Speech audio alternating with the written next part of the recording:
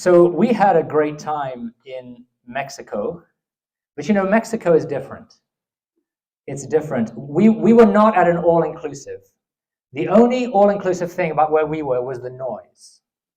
Mexico is noisy. And at night, dogs were barking, music was playing, cars were running around the neighborhood with loudspeakers and blaring these announcements that we didn't understand. And roosters crowed at all hours. It's like their clocks are off there or something, the roosters in Mexico. They seem completely oblivious to the international guidelines and policies that govern roosters. Like the crow at dawn rule. Isn't that a rooster rule for all roosters? These roosters start up at any time. And apparently we weren't in the worst neighborhood. Brian, as in Brian and Christine, told us that they were in a place and the dogs would bark, the roosters would crow, then the donkeys would bray. And it went around and around in this loud, chaotic chorus. So thankfully, no donkeys in our neck of the woods, so that was good. When we came back Monday night, we got back late and we were just falling asleep the first night back. And I said to Donna, listen to the silence. This is way too quiet. I was thinking it sounds like a morgue after Mexico, Mexicans must find us very boring. But it's fun to go to other countries and other cultures and have different experiences, isn't it? And we were very grateful for the getaway. And again, thank you to all of you who made that possible. So I need to apologize. We aren't having a message this morning. I didn't have time to prepare. I was too busy shoveling snow. Okay. And I wonder if anybody else got plenty of exercise this week on the end of a shovel. But it's been quite a change after 10 days in Mexico. And I gather we missed the worst of it. We just got back on Monday. But still, Monday evening was a shock. In the morning, we'd had brunch in Mexico outside at 20 degrees. And then in the evening, we stepped out of Kelowna Airport into minus 11, 12, whatever it was. And it is amazing what you experience nowadays with how fast we can get around and get from A to B. But I'm glad it was only a 30-degree difference, not whatever it would have been when you guys really had it cold. But good to be back and bless you all and just excited for what God's got ahead of us this coming year. Back in the fall, last year, I felt two books impressed upon me to speak from. One was the book of James. And we took a look at the book of James in November, and we worked our way through some parts of chapter 1. And the other book that I felt impressed in my heart was the book of Ruth. The book of Ruth. So now that Christmas is over and our being away is over, I want to share with you a little bit from that book, from the book of Ruth. You'll remember the book of Ruth opens with the account of a famine that occurred during the time when judges ruled the land, ruled Israel. And we read about them in, not surprisingly, the book of Judges. And so the book of Ruth opens with this famine in the land. And we're told that a man called Elimelech, because of the famine, he left Israel, and more specifically left the city of Bethlehem where he lived. And he took his wife and he took his 2 sons, and he went to the country of Moab, which is east and south of Bethlehem. And he went there to escape this famine, to escape the shortage of food. After getting there, unfortunately, Elimelech died. And so Naomi, his wife, was left with 2 sons, and the 2 sons married Moabite women, local Moabite women. And the name of the one was Orpah, not to be confused with Oprah, but Orpah, and the name of the other was Ruth. And the family, we're told, lived together in Moab for about 10 years. And then, unfortunately, more misfortune hit Naomi and her family. Naomi's 2 sons died, right? They died. And so, first of all, Naomi has lost her husband. Then she's lost her 2 sons.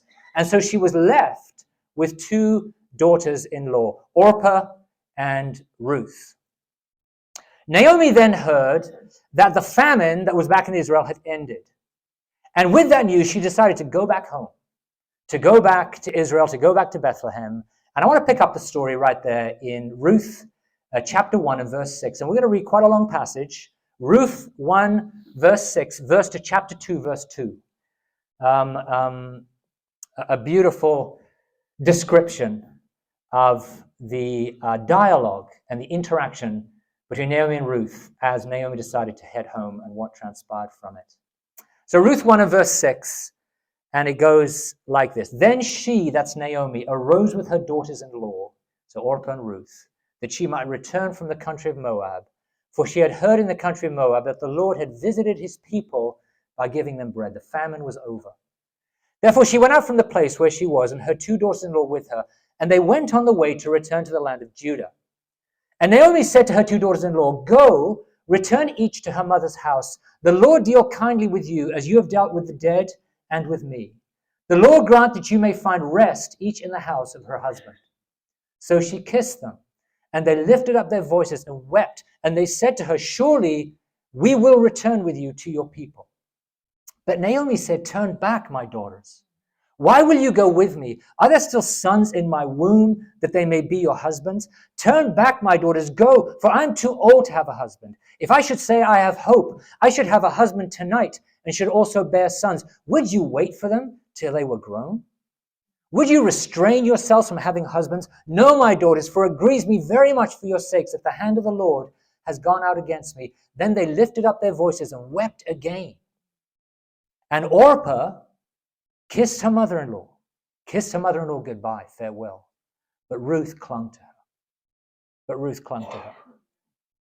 And Naomi said, Look, your sister-in-law has gone back to her people and to her gods. Return after your sister-in-law. But Ruth said these classic words, Entreat me not to leave you, or to turn back from following after you. Wherever you go, I will go. Wherever you lodge, I will lodge. Your people will be my people. Your God will be my God. Where you die, I will die, and there I will be buried. The Lord do so to me, and more also, if anything but death parts you and me. And when Naomi saw that she was determined to go with her, she stopped speaking to her. Now the 2 of them went until they came to Bethlehem, and it happened when they'd come to Bethlehem that all the city was excited because of them. And the women said, Is this Naomi? But she said to them, Don't call me Naomi. Naomi means pleasant. Don't call me Naomi. Call me Mara, which means bitter. For the Almighty has dealt very bitterly with me.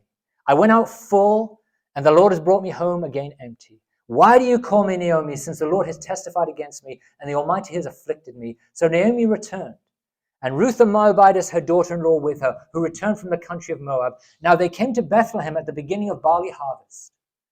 In chapter 2, first 2 verses. There was a relative of Naomi's husband, a man of great wealth of the family of Elimelech. His name was Boaz. So Ruth the Moabitess said to Naomi, Please, let me go to the field and glean heads of grain after him in whose sight I may find favor. And she said to her, Go, my daughter. Go, my daughter.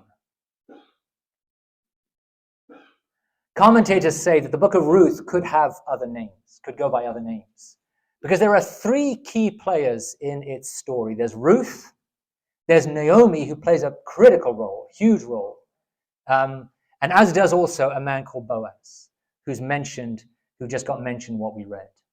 But I'm going to keep the spotlight on Ruth. And I'm going to do that because I want to look at the story particularly through the lens and from the angle of what happened to her. Because I believe what happened to Ruth needs to happen to us. What happened to Ruth needs to happen to you and me.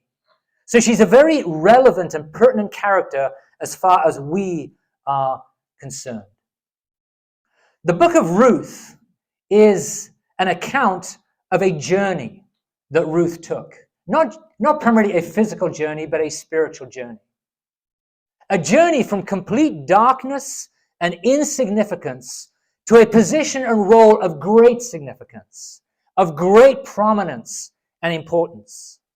To sum up her journey, she went from complete anonymity and obscurity to Christ. To bringing Christ into the world.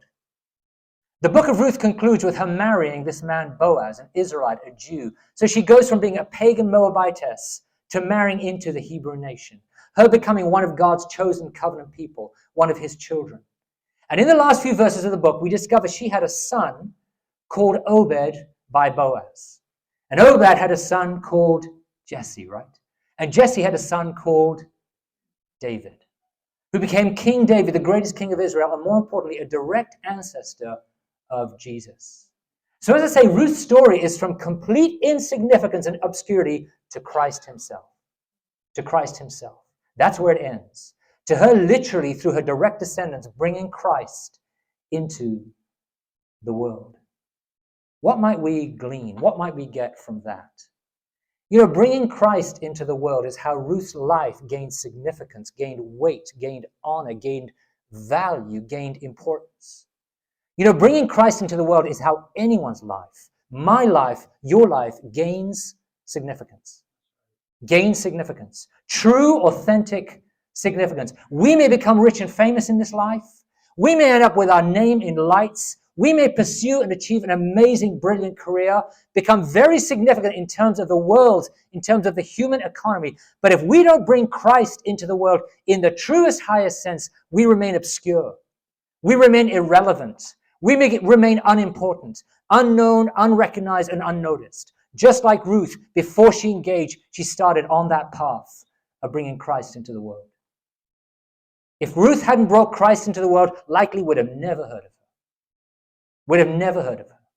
If we don't bring Christ into the world in the most significant sense, our life will remain unheard of. It'll remain unheard of. It'll remain silent, insignificant. It'll amount to nothing of true importance, of real value, if we don't bring Christ into the world. Our life has value, it has weight, it has honor, it has nobility and virtue in as much as it brings Christ into the world. As it brings Christ into the world. In as much as it reflects him and speaks of him and communicates and expresses him. In a few moments, I want to just look at some specific things, some specific moves that Ruth made to bring Christ into the world. What steps she took, what decisions and choices she made that brought that about. Before we go there, I just a more general comment. I did some reading and research on the book of Ruth, just into the background, and dug into some commentaries. And let me just mention something, a very simple point that came out. The book of Ruth is not about kings and judges and great leaders. It's not about celebrities. It's not about people of great power and influence. It's about a normal, common, everyday folk who, despite the fact that's what they were, normal, common, and everyday, they became very significant. They played a critical role. Why? Because they got into the game. They got into the game, the real game, the big game, God's game. His big plan, purpose, and mission that he invites every one of us to be part of. What is it? It's the game Ruth engaged in, bringing Christ into the world. Bringing Christ into the world. If Ruth could do it, we can do it. If Ruth could do it, we can do it. She was ordinary, she was weak, she was vulnerable and marginalized. She was at a disadvantage, even in terms of God's plans and purposes. A pagan, not even from God's chosen people. Yet she found her way into the game, into the big game, the great game, the only game that really matters, of true importance, of real significance, bringing Christ into the world. Bringing Christ into the world. I'm encouraged by that. I hope you are. God's kingdom is not about celebrities. It's about ordinary, common or garden people like me. And who get on the same path as Ruth of bringing Christ into the world, and through that live lives of true, eternal, of the highest significance. So how did Ruth pursue the path of bringing Christ into the world? Ruth's exposure to God was through the family she married into, which in time was reduced to one person, Naomi. And in what we read from how Ruth behaves, from what she says, I think it's fair to conclude that Naomi and possibly other family members had given Ruth a very favorable impression and experience of their faith, of Naomi's faith, her Hebrew faith. And I believe Ruth at some level had experienced God and his character through Naomi and through her family, and it left her wanting what they had. It left her wanting what they had, wanting more. In Naomi's interaction with Ruth, Naomi's virtue, her selflessness just comes through so clearly. Her love and her care. As she reflects on her state, widowed, childless, past childbearing, and she knew it was going to be a grim, a hard, a lonely road ahead for her in that state. And I suspect part of her would have loved her daughters-in-law to come with her back home, back to Israel, to be with her and support her in the lonely, vulnerable state she was in. Orpah and Ruth were her only close family that she had. But Naomi set her needs aside, didn't she? and showed genuine concern for their needs, for Ruth's needs, for Orpah's needs, not wanting to drag them into the precarious, unstable life that lay before her, making it very clear to them that she had nothing to offer them by way of securing a strong, safe, secure future for them. And as Ruth heard Naomi's words and saw and experienced her care and her concern for her, I think it was yet another occasion when Ruth experienced Naomi's virtue and was drawn to it and to the God in Naomi's world that her virtue came from. And to the God in Naomi's world that her virtue came from. I think in many ways Naomi was Ruth's window into God's world. Naomi was the most tangible way Ruth experienced God. If it wasn't true in the past, it was certainly true in the future. Naomi being the primary influence on Ruth that led finally to her marriage to Boaz and her inclusion in the lineage of Christ. As the story unfolds to a large degree, Naomi was the light that Ruth had on God. And Ruth worked with that. Ruth pursued that. Ruth didn't know everything about God, but she worked with the light she had. She pursued what she did know of him, what she did have of him, namely Naomi. Naomi. As one commentary pointed out, Ruth's words to Naomi in verses 16 and 17 that we read, like I said, they're classic words. Classic words of devotion and commitment. They're used in marriage vows, aren't they? In marriage ceremonies. Let me read them to you again. Ruth said to Naomi, pled with her, and here's a window into Ruth's heart. Entreat me not to leave you, or to turn back from following after you, for wherever you go, I will go, and wherever you lodge, I will lodge, and your people will be my people, and your God will be my God. Where you die, I will die, and there I will be buried. And Lord, do so to me also, if anything but death parts you and me. As I say, words of deep devotion, of deep commitment and faithfulness. Deep devotion to Naomi and deep devotion to God. Ruth had been touched by Naomi. Ruth had been touched by God. And so with the light she had, she pursued God. As I say, she didn't know everything about God. Having lost a husband herself, I'm sure she had a question or two for God. But as I heard a pastor put it, Ruth didn't allow what she didn't know about God to rob her of what she did know. Ruth didn't allow what she didn't know about God to rob her of what she did know. She didn't let not having answers to some lesser questions rob her of answers she did have to bigger questions, to the big questions. And whatever Ruth didn't know, her heart had been touched by Naomi and touched by God. And it had lit a flame, it had lit a passion in her that caused her to relentlessly pursue both Naomi and both God. Ruth knew what she wanted more than anything in the world, Naomi and her God. And she was ready and willing to give up everything else for those two things. And I believe the pursuit of one was the pursuit of the other. Ruth's pursuit of Naomi was her pursuit of God. And her pursuit of God was her pursuit of Naomi. Ruth brought Christ into the world, literally. He was her descendant.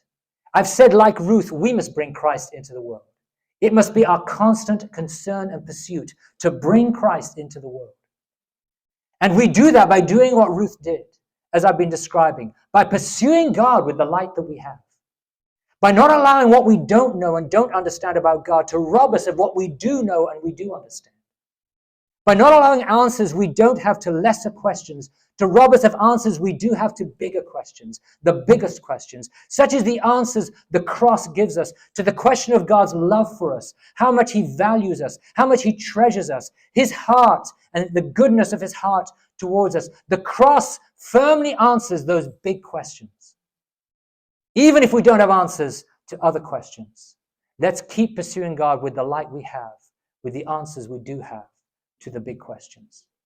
And hopefully, like Ruth, our heart has been touched by God, touched by Jesus, touched by his beauty, touched by his goodness, touched by his love and his loveliness, touched by his indescribable value and sweetness and desirability. And it's impacted us as it impacted Ruth. Hopefully we found the treasure hidden in a field that we then hid and for joy over it have gone and sold all we have to buy that field. To buy that field. Hopefully we found the pearl of great price and been touched by it, selling all we have to buy it. Hopefully like Ruth, we've sold everything. We've abandoned everything. We've left everything behind to pursue Naomi, to pursue God. And that brings me to a point I felt I was to particularly emphasize this morning. I was to highlight to us the fact that Ruth left everything. Ruth left everything to follow Naomi, to follow God, to bring Christ into the world. You know, that's the only way we can bring Christ into the world. We must leave everything behind. We must leave everything behind. I think we know in more obvious ways there are things in our pasts that are clear hindrances to us bringing Christ into the world. They're clear hindrances to Christ shining through us, to his life expressing itself in us, through us. Past habits and addictions and vices and things we all know well that we must leave behind, drugs and sex and rock and roll and, that wild life, prodigal life. Those things get lots of press in the church. But that certainly isn't all we have to leave behind. Every one of us, every day, has things we must leave behind to bring Christ into the world. Every one of us. Old ways of thinking, old ways of responding, areas of our life that don't reflect Jesus. Where our response is not his response, where our thinking is not his thinking, where our emotions are not his emotions. This thing of leaving everything behind is a 24/7 posture we must maintain. Continually aware that at any moment a response, a thought, an emotion can arise in me that is not Jesus. And I must leave it behind. And if I make room for that, and if I tolerate and accommodate and put up with that, whatever it is, then it blocks and hinders and prevents me from bringing Christ into the world. From Christ expressing himself through me. Rather than my life reflecting him, being an expression of him, I express something else. I express someone else, my old, broken, dysfunctional life. Ugly, ugly, ugly. To bring Christ into the world, we must leave everything. Everything behind. All of our old life behind. Carolyn is starting another Freedom in Christ course. That course is all about leaving everything behind. It's all about leaving everything behind. It's all about living more fully in who we are now in Christ. In Christ, rather than who we used to be. If you haven't taken it, take it. And as we leave everything behind, the more we do, the more we bring Christ into the world. As his life shines through us, as his life expresses itself through us, more brightly, more fully in us and through us. So that's one point I especially felt to highlight this morning. To bring Christ into the world, we must leave everything behind. Everything behind.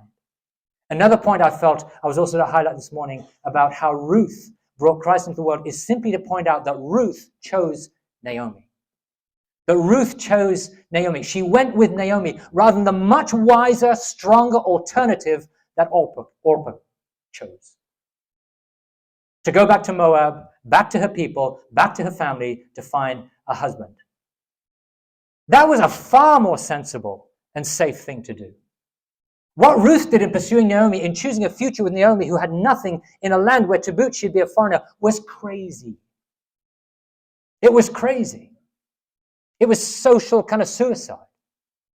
It was a weak, foolish plan. It was dangerous. It was risky, yet it was God's plan. It was God's way forward. It was how God brought Christ, it was how Ruth brought Christ into the world. By pursuing God's weak and foolish plan. His weak and foolish plan in this person, Naomi. Naomi, for me, epitomizes God's economy. God's economy. She's a great picture. She embodies, captures how God works. As Ruth and her dialogued on the road about whether Ruth would go with her or not, Ruth looked at Naomi, and naturally speaking, she saw nothing. This woman had nothing for her. Nothing.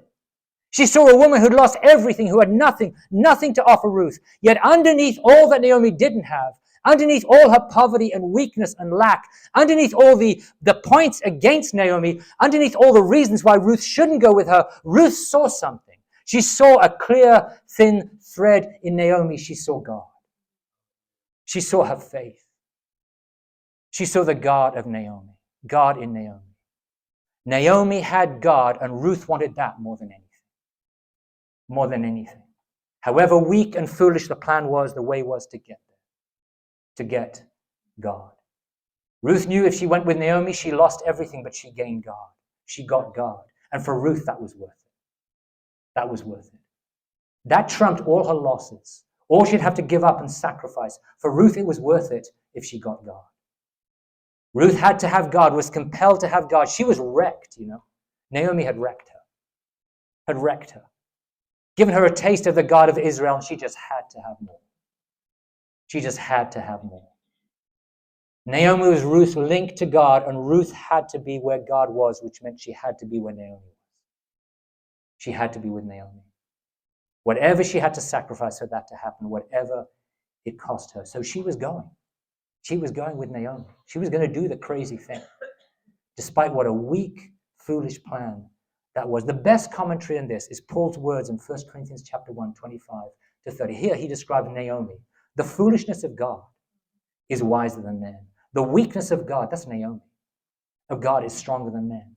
For see your calling, brethren, that you're not wise according to the flesh, not many mighty, not many noble are called, but God has chosen the foolish things of the world to put to shame the wise, and God has chosen the weak things of the world to put to shame the things that are mighty, and the base things of the world, and the things which are despised, God has chosen. And the things which are not, to bring to nothing the things that are, that no flesh should glory in his presence. That's Naomi, folks. A foolish, weak, base, despised plan. Thing, person of the world. Yet she was God's plan. She was God's plan. God's plan, God's way to Ruth to bring Christ into the world. We bring Christ into the world by pursuing God's weak and foolish plans for our lives. God's weak and foolish plans for our lives. Because when we are weak in that way, we are strong. We are strong. Christ shines through us. And so just lastly, so to bring Christ into the world, again, I just felt particular highlight. Ruth left everything. She pursued God's weak and foolish plan in the person of Naomi. And lastly, simply this, Ruth did what she could. Ruth did what she could. To bring Christ into the world, Ruth did what she could. When they got to Bethlehem, we read it. Here were two widows, an elderly widow and a young widow. Two women with no means of income, no means of supporting themselves. So Ruth said, I'm going gleaning. I'm going gleaning. I'm going to do what I can do. I'm going to do what I can do to help us move forward. She went and benefited from took advantage of the welfare system of the day back then. Farmers didn't take all the harvest in, all the harvest off the fields, the crop off the field. They were told by God to leave some in the corners for the poor to come and help themselves too. So Ruth went gleaning, did what she could, and it led to all sorts of things. It led to all sorts of developments in time to her marrying Boaz and bringing Christ into the world. Though God's plans are foolish and weak, that doesn't mean we do nothing. That doesn't mean we do nothing. We glean. We do what we can. As Paul tells us, God brings Christ into the world, not through the wise and the mighty and the noble, but rather through the weak and broken people, through the Ruths. But in the process, Ruth did do what she could. She played her part. Bringing Christ into the world is not about us. It's about Christ in us. It's about Christ through us. But we are involved. We are involved in keeping ourselves out of the way. So we don't obscure, so we don't obstruct Christ shining through us. So let's do all we can to stay out of the way. Let's do all we can to stay out of the way. Let's feed ourselves continually with good spiritual food. Let's go places. Let's be with people. Let's do things that we know will help us stay out of the way so Jesus can shine through us, so we can bring Christ to the world, just as Ruth did. Amen.